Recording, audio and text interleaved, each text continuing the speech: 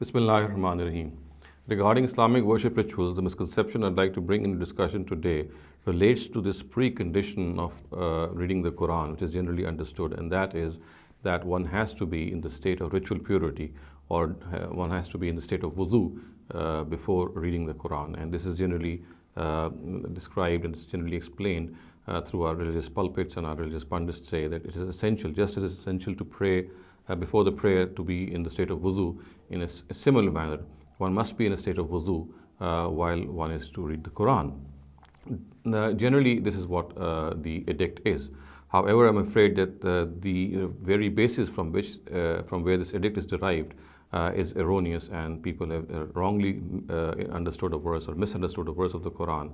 And by virtue of this misunderstanding, they have incorporated this directive of making wudu or ritual purity as a condition for reading the Quran.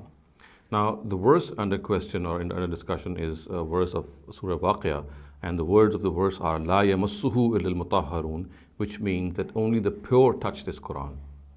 Now, of course, if we understand this verse by severing it from its context and by just concentrating on these words, one is bound to deduce that the Quran is saying that one has to be in a state of ritual purity, which means to be in the state of wudu to touch the Quran. However, if one reads this particular verse in the context, then an entirely different meaning emerges.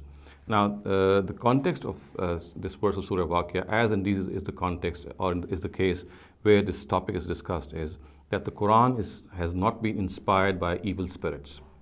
It is brought down by pure and noble angels, and the Almighty is the source of the Quran. Now, this is the topic which is discussed at a number of places in the Quran, and here in Surah Waqia also.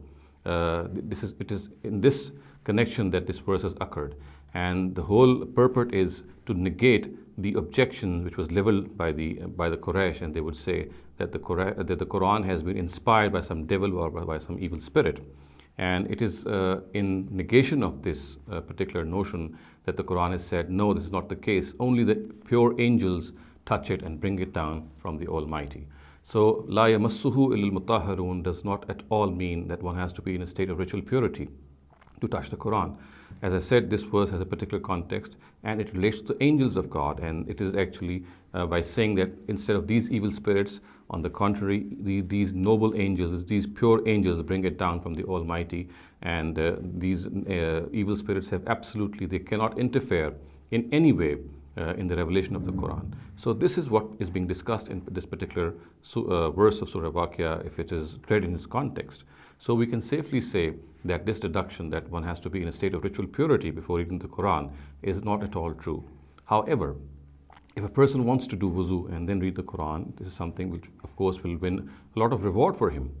But to make it a condition for reading the Quran, this is not the right thing. We have no reason to believe so. On the contrary, as I said, this is something which has been derived from a verse which has an entirely different meaning. And it is, as I said, it would be good, it would be rewarding if we read the Quran while being in a state of wuzu, but then this cannot be regarded as a condition for reading the Quran.